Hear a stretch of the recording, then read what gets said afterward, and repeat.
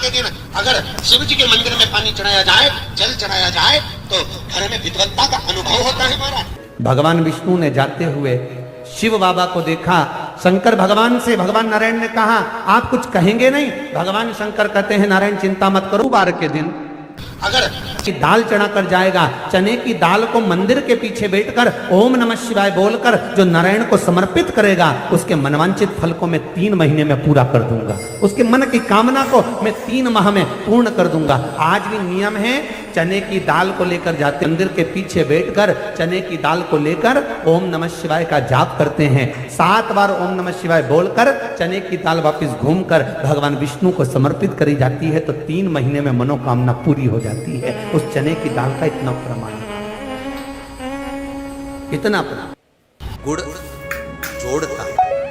जितने समय अतिथि हमारे घर में रहे, मेहमान हमारे घर में रहे, जिसको हमने आरती के समय पर गुड़ दिया है, जिसको हमने गुड़ दिया है, वो पाकर आनंद के साथ में।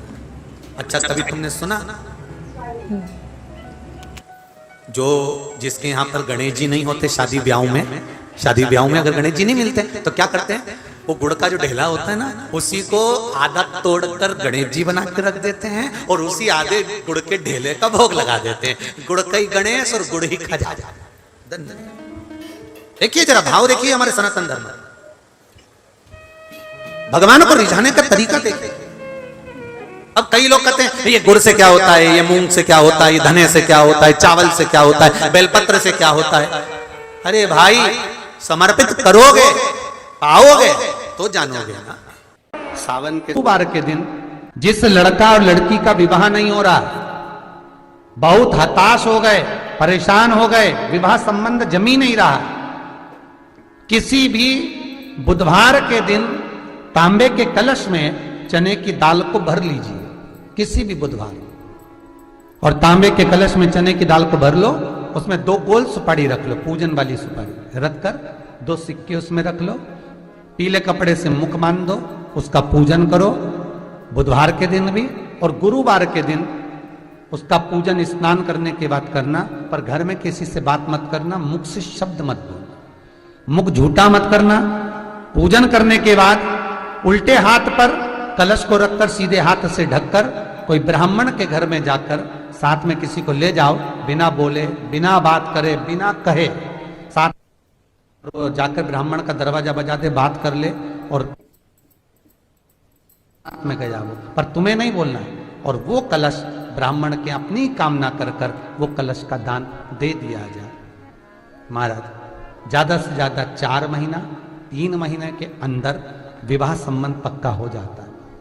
विवाह संबंध, चने की दाल का दान कुछ सहज नहीं है। लग रहा है कि मैं दुखों से पीछा छूट ही नहीं रहा, तब उस जगह पर बेलपत्री के मध्य भाग में पीला चंदन, ये जो पत्ती है और ये 2 पत्ती हैं, ये बड़ी पत्ती और ये बीच की जो 2 पत्ती हैं, इसके बीच में जो डंडी का भाग रहता है, जो बीच में डंडी का जो भाग है, बड़ी पत्ती और ये 2 छोटी पत्ती के मध्य में जो डंडी का भाग है, उस डंडी के भाग में पीला चंदन और एक अक्षत पीला।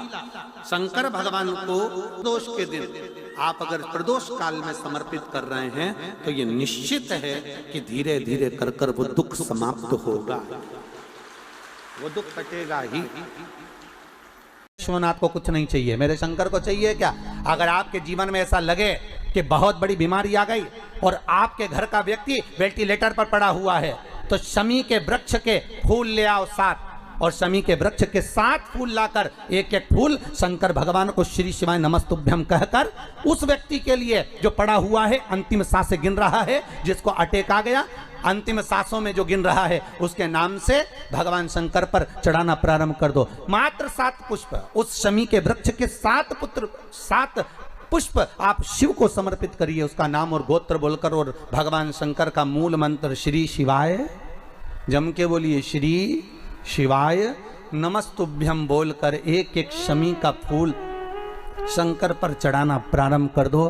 फिर आगे वो विश्वनाथ की मर्जी है, वो प्राण कैसे लेकर वापिस आता है, उस काल से छुड़ाकर महाकाल कैसे लाता है, ये वो जाने। आपका फर्ज केवल आप अदा करिए। ये 3 समय एक ऐसा समय है, मान लो सुबह यदि आपको समय ना मिले भगवान शंकर का गुणगान करने के लिए, मान लो दोपहर का समय ना मिले शंकर भगवान का गुणगान करने के लिए, तो शिव पुराण कहती है जब सूर्य डूब रहा हो, प्रदोष काल का जब समय हो, तब उस शंकर का गुणगान करो तो सारी जिंदगी तुम्हें किसी के आगे हाथ नहीं फैलाना पड़ेगा। भगवान भोलेनाथ स्वयं तुम्हें उतना प्रबल वैभवपति बना। कितना सुंदर कहा है। जब जिंदगी बहुत संघर्ष में चल रही हो, बहुत दुख का जीवन चल रहा हो, बहुत कष्ट का जीवन चल रहा हो, बहुत कष्टमय जीवन चल रहा हो, तब शमी के 5 पत्ते, शमी के 5 पत्ते, एक दुर्वा के साथ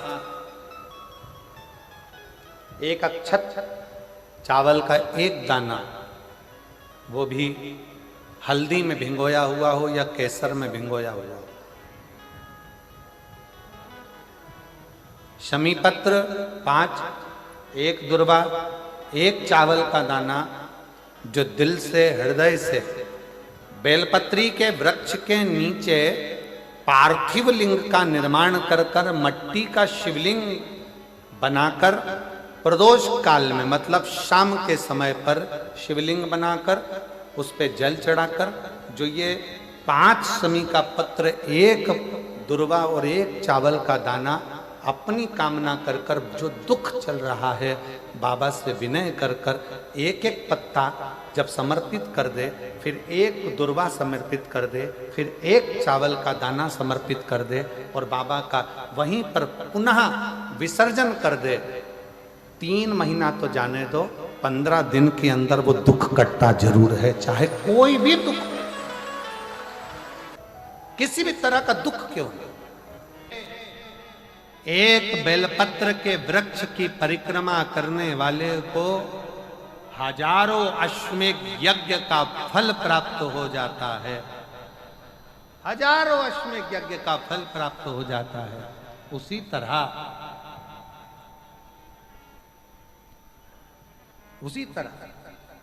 एक पार्थिव लिंग का निर्माण करने वाले को, मिट्टी का शिवलिंग का निर्माण कर कर पूजन करने वालों को 12 ज्योतिर्लिंग के शिवलिंग के दर्शन का पुण्य फल प्राप्त। जब श्री बद्रीनाथ भगवान विश्राम करते हैं, पट जब बंद होते हैं, तो मेरे नारायण के हृदय से बाहर जो लक्ष्मी जी का मंदिर है, वहां से लक्ष्मी जी को लाकर हृदय से लगाया जाता है और भगवान को एक कम्मल पूरा घी में उसको लपेट कर, पूरे घृत में उसको लगाकर, गौ माता के घृत में उसको लगाकर नारायण को भगवान शिव का स्मरण कर कर लपेटा जाता है। भगवान नारायण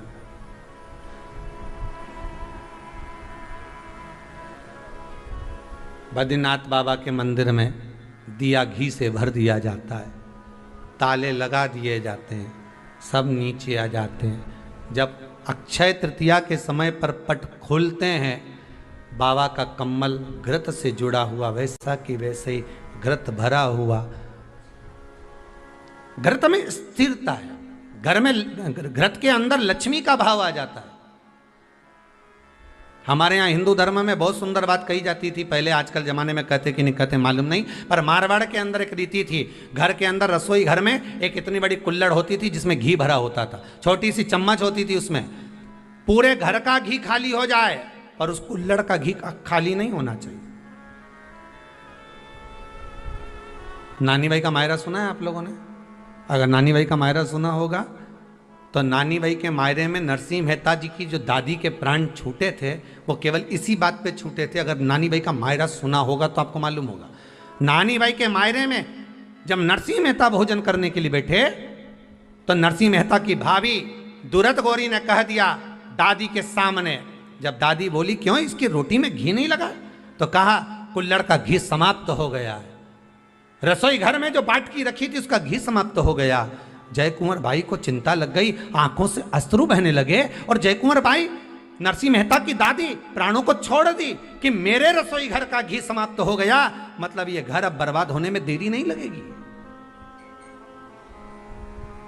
नानी भाई का मायरा कहता है, दादी के प्राण छूट गए थे, नैनों से नीर बह रहा था। केवल जरा सा संवाद।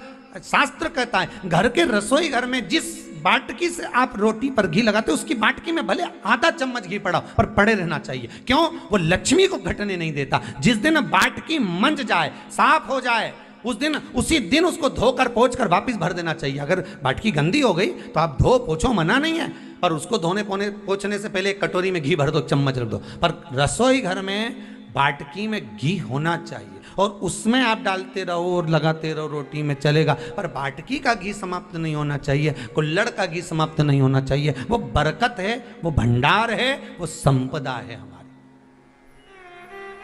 घृत वैभव देता है,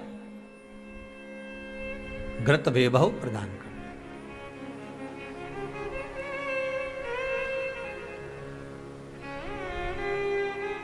घृत वैभवता देता है। कितना सुंदर कहा है।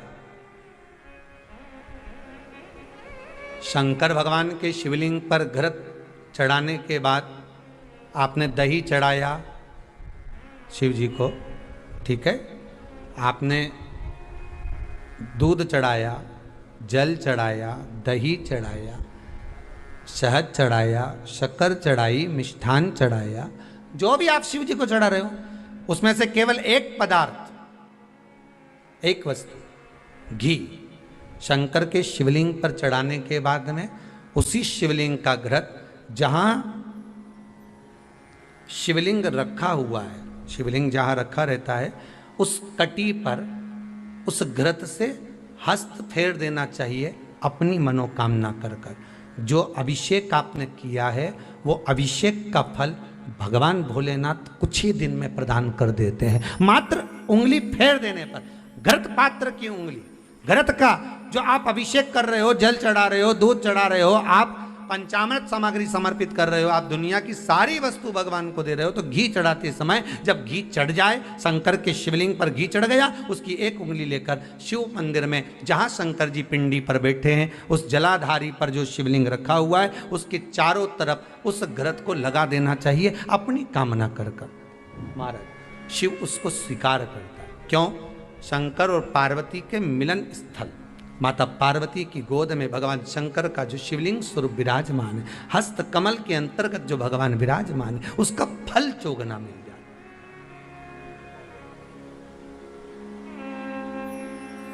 शक्तिपीठ नाम सुना है?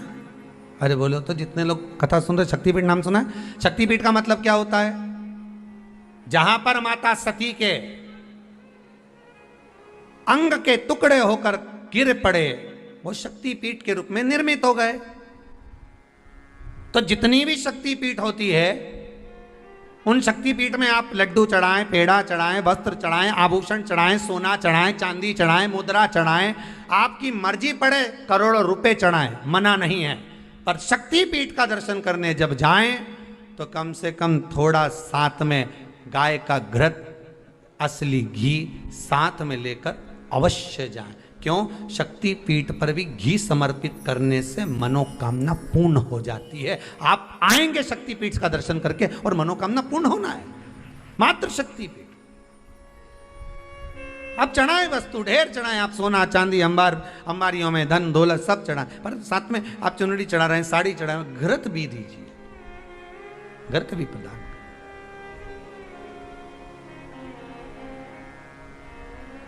घृत का दान मूल है।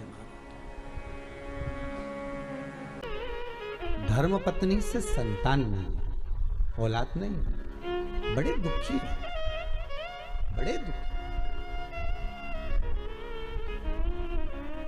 अच्छा, संतान नहीं हो, किसी नारी की गोद, अगर स्त्री की गोद अगर खाली रह जाए तो भी दुख होता है उसको कि मेरे घर में औलाद नहीं, संतान नहीं। हम कई बार कहे, आज फिर कहते हैं, ये टेस्ट भी बाद में कराना, सारी जांचें बाद में कराना। एक बार शंकर का भजन कर कर देख लो, सब जगह से अगर हार जाओ और सारे रिपोर्ट आपकी आपने सब दूर दिखा ली, तो एक बार शंकर पर भरोसा कर कर तुम रुका जी का नाम लेकर सफेद आंकड़े की जड़ को शिवजी पे से रजस्वला धर्म के 7वें दिन 21 बार घुमा लो, नाम गोत्र बोलकर कमर में लाल धागे में बांध लो, पीपल के पत्ते शिवजी को चढ़ाओ, उठाकर लाओ, उस एक पत्ते को रात्रि को गाय के दूध में उकालो और उस दूध को दोनों पति पत्नी पियो, साथ रहिए। समय आएगा, बाबा चाहेगा तो 3 या 4 महीने में गर्भ ठहर ही जाएगा। सारे डॉक्टर को दिखा लिया अपनी जगह, टेस्ट भी करवा लिया अपनी जगह, पर एक बार प्रयोग, और वो विश्वास रखकर करना पड़ेगा। शंकर पर जो भी कार्य कर रहे हो आप, जो उपाय कर रहे हो आप, शिव का स्मरण कर, भगवान पर अगर विश्वास रखोगे, भरोसो दृढ़ इन चरणन कहो, श्री वल्लभ नक चंद्र छटा बिन सब जगह माही अंधेरो। अगर भरोसा है तो शंकर है, और भरोसा नहीं तो शिव कहां से। विश्वास लेकर अगर आए हो तो काम तो होगा। ये लोग काशी से आए हुए हैं, विश्वास लेकर ही तो आए होंगे कि हम जाएंगे शंकर की कथा में तो बाबा कृपा जरूर करेगा। कई लोग यहाँ पर बैठे हुए हैं जो विश्वास लेकर आए हुए हैं, दूर दूर से आए हुए हैं, केवल विश्वास लेकर कि भगवान कृपा करेगा किसी ना किसी रूप में, मुझे विश्वास है कि बाबा मेरी सुनेगा। और फिर कहता हूं, कथा में अगर आपने मन लगा लिया, भले टीवी चैनल के माध्यम से श्रवण कर रहे हो, भले मोबाइल के माध्यम से श्रवण कर रहे हो, भले पंडाल में सुन रहे हो, बाबा से अगर दिल से आपने अगर कह दिया तो 3 महीना बहुत होता है सब कामना पूरी होने के लिए। मेरा बाबा आपको कुछ ना कुछ दे ही देता है, बस आपकी रुचि के अनुसार सुख प्रदान कर ही देता है। आप उस पर विश्वास, भरोसा, भटकना नहीं है हमको।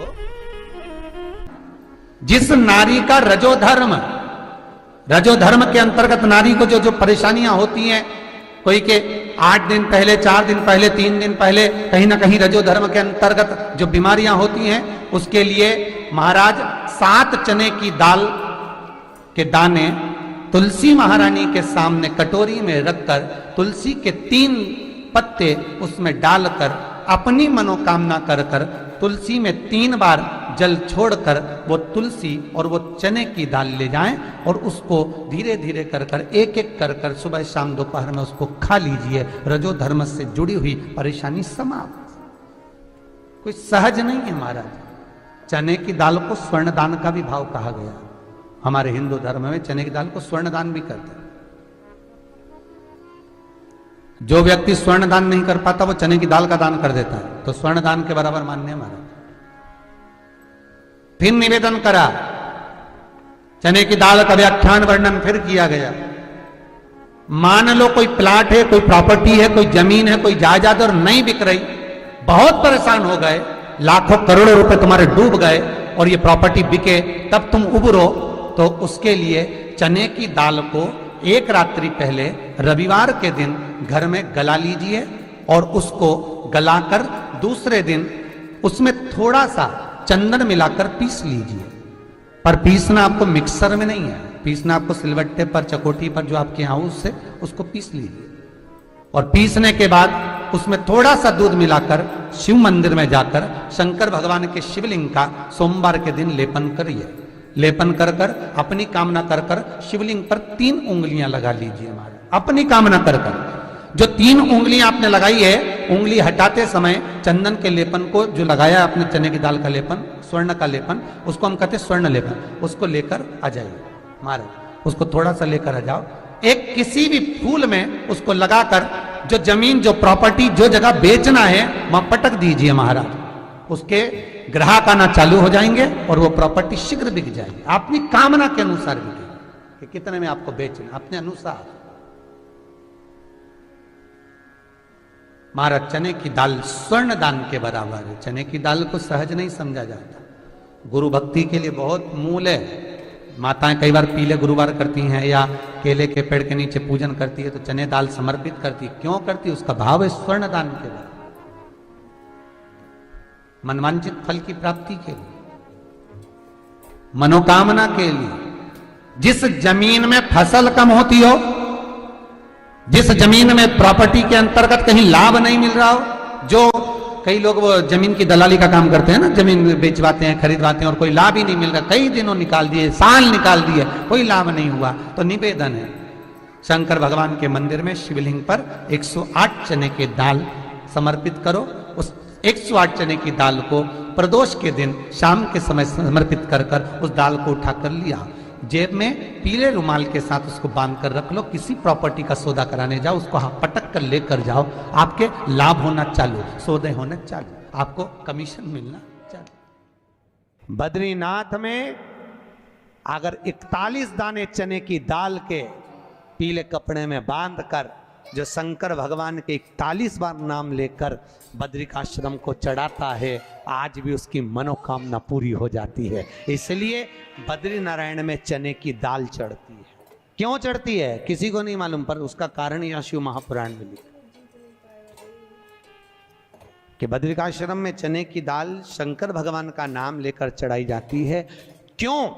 क्योंकि जब जैसे दादी को स्वर्ण सीढ़ी चढ़ाते हैं, देखा स्वर्ण सीढ़ी चढ़ाते हैं तो चने की दाल बर्तन में भरते हैं, फिर उस पर सोने की सीढ़ी रखते हैं, तब वो स्वर्ण सीढ़ी चढ़ती है। उसी तरह जब हम किसी बच्चे को गोदी लेते हैं और उसको कोई दान देते हैं, अपना मकान अपनी जायदाद जब उसके नाम लिखते हैं, तो बच्चे को जब गोदी लिया जाता है तो सामने थाली में चने की दाल भरी जाती है। नामकरण संस्कार जब बच्चे का किया जाता है तो सामने थाली में चने की दाल रखी जाती है। क्यों? चने की दाल जब हम दान करते हैं तो स्वर्ण के बराबर दान का, प्रॉपर्टी के बराबर दान का लाभ जीव को प्राप्त होता है। आज भी नारायण के मंदिर में बद्रिकाश्रम में 41 दाने चने की दाल के देने पर, आपको 41 तो गिनता नहीं इसलिए पोटली में बांध कर ले जाता है, जितने हैं दे दो, शिव का नाम समर्पित करिए। हर हर भगवान शिव का नाम लेकर बद्रिकाश्रम में चने की दाल का दान। अच्छा, इसलिए केदारनाथ में जपा जाता है नारायण नारायण और बद्रिकाश्रम में जपा जाता है ओम नमः शिवाय। दोनों जगह विपरीत दशा है। केदारनाथ जी में क्या जपना चाहिए? श्रीमन नारायण, ओम नमो भगवते वासुदेवाय, श्री कृष्ण शरणम मम। ऐसे केदारनाथ जी में बैठकर भगवान का नाम का जाप करना चाहिए। और बद्रिकाश्रम में जब भी जाओ तो मुख से ओम नमः शिवाय, ओम नमः शिवाय। जैसे व्यक्ति का कोई काम नहीं हो रहा हो, बहुत दिन से लगे, बहुत समय से लगे, ये काम हो ही नहीं रहा, तो शंकर जी का नाम को उल्टा कर कर जपना चालू कर दो। नमः शिवाय ओम। सीधा नाम क्या है? ओम नमः शिवाय, शिवाय नमः ओम।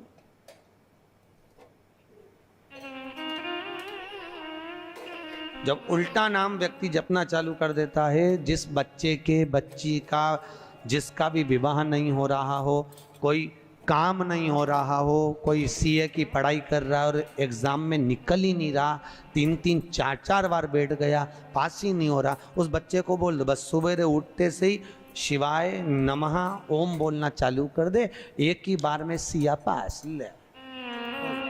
कहा करत बा, जॉब नहीं लग रहा हो, जब उल्टा उल्टा जप ले। ये उसी में का हाल है।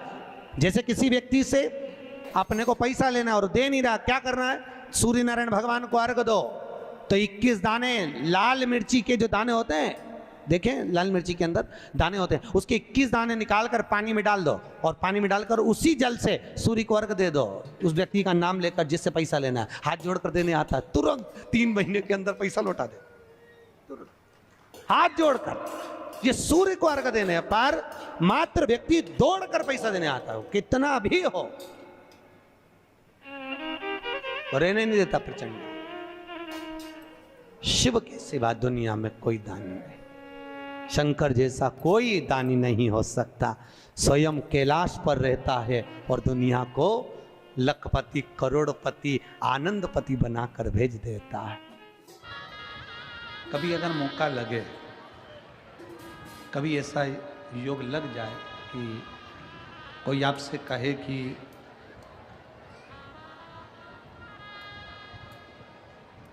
आपके शरीर में बहुत भारी कोई रोग हो गया और बहुत बड़ा रोग है, बहुत रोग,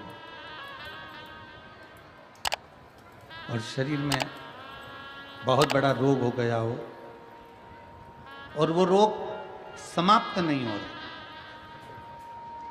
वो रोग समाप्ति की ओर जा ही नहीं रहा, रोग समाप्त हो ही नहीं रहा, तो एकांक्षी नारियल लीजिए। श्रीफल, नारियल देखा है सब लोगों ने?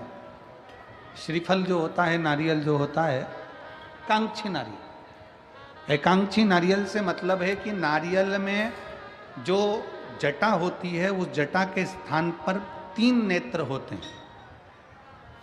किसी किसी नारियल में 2 नेत्र होते हैं, किसी में 3 नेत्र होते हैं, किसी में 2 नेत्र होते हैं, किसी में 3 नेत्र होते हैं। तो 3 नेत्र वाला नहीं, 2 नेत्र वाला नहीं, कभी अगर मिल जाए, भूलवश तुम्हारे हाथ में आ जाए, एकांक्षी नारियल।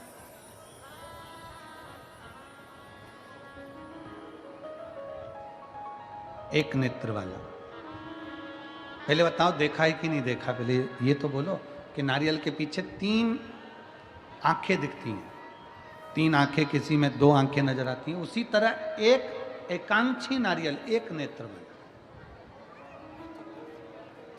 कभी अगर मौका लगे और अगर रोग बढ़ रहा है, घट नहीं रहा, तकलीफ बढ़ रही है, घट नहीं रही, सारे इलाज करवा लिए, सारी दवाइयाँ ले ली, सारी जांचें करवा ली, सारे डॉक्टरों को दिखा लिया, उसके बाद भी अगर आराम नहीं लग रहा है तो एकांक्षी नारियल। और उस एकांक्षी नारियल के साथ में 7 दुर्वा, 7 बेलपत्र, 7 दुर्वा, 7 बेलपत्र, 7 पीले कनेर के पुष्प हाथ में लेकर, जो व्यक्ति बहुत ज्यादा बीमारी अवस्था में है और दवाइयां भी अगर लॉक नहीं कर रही हैं, डॉक्टर की दवाइयां खाते रहो, दिखाते रहो, उसके साथ में वो एकांक्षी नारियल जिसकी एक आंख है, 7 दुर्वा, 7 बेलपत्र, 7 पीले कनेर के पुष्प हाथ में लेकर श्री शिवाय नमस्तुभ्यम कहते हुए हाटकेश्वर महादेव का नाम लेकर। कौन से महादेव? हाटकेश्वर महादेव। हाटकेश्वर महादेव का नाम लेकर अपनी कामना करते हुए, बाबा से विनय करते हुए, जहां से, जैसे ये शिवलिंग है, ये जलाधारी है, ये जलाधारी से जल बह रहा है, ये जल बहकर जहां से जाता है, ये जल बहने के स्थान जहां तक है, उसके बीच में कहीं पर भी, जहां जल बह रहा है ना, ये पानी बहकर जहां जा रहा है, उस स्थान पर कहीं पर भी, वो जल बहकर जहां से जा रहा है जमीन पर, उस स्थान पर कहीं पर भी उस नारियल को, एकांक्षी नारियल, 3 आंख वाला नहीं, 2 आंख वाला नहीं, एक नेत्र वाला एकांक्षी नारियल, सफेद पीला कनेर, 7 बेलपत्र, 7 दुर्वा के साथ में उसको रख दीजिए और 1 लोटा जल देवाधिदेव महादेव को दक्षिण के भाग में खड़े होकर, उत्तर की ओर मुख कर कर, यहाँ बैठकर या खड़े होकर इस भाग में उधर की ओर देखते हुए जल समर्पित कर दीजिए। उसमें से 1 बेलपत्र, 1 दुर्वा उठा कर लिया, उसी में से 1 कनेर का पुष्प अशोक सुंदरी वाली जगह पर समर्पित कर दो। दुर्वा सुबह के समय पर खाना है, बेलपत्री दोपहर के समय पर खाना है। उसके बाद में 15 दिन 8 दिन बाद फिर वापस जांच कराओ, आपके रोग में आराम मिलना प्रारंभ हो जाएगा। शिव उसको ठीक होना प्रारंभ कर। एकांक्षी नारियल आजा बेटा दान दीजिए। गुरु द्रोणाचार्य ने कहा कि जो शीश का दान दे देगा, जो शीश,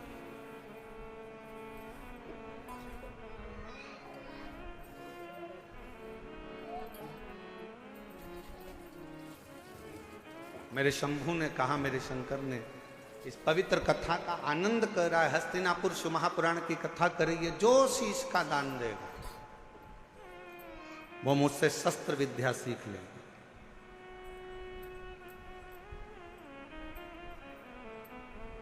अब कौन शीश का दान दे? सब 105 जितने शिष्य बैठे थे गुरु द्रोणाचार्य के, उसमें से 100 शिष्य उठकर चले गए। 5 शिष्य बैठे रहे पांडव, उसमें भी एक अर्जुन सामने बैठा रहा, तलवार उठाई और शीश के पास लेकर जाने लगा, काट कर शीश का दान देने लगा। गुरु द्रोणाचार्य ने मना कर दिया, मुझे कटा हुआ शीश नहीं, तेरे धड़ पर लगा हुआ शीश मेरे चरणों में पड़ जाएगा, उतना दान बहुत है और मैं तुझे दे दूं, मत दीजिए। शंकर भगवान को तुम्हारा धन नहीं, वैभव नहीं, सत्ता नहीं, दौलत नहीं, शिव जी को केवल तुम्हारा एक लोटा जल शिव को समर्पित कर दो। एक लोटा जल भी नहीं हो तो 3 बार ताली बजा दो, वो भी नहीं है तो मुख से बम बम बोले बोले, ये भी नहीं बोल सकते तो मुख से हर हर महा, इतना कर सकते बहुत।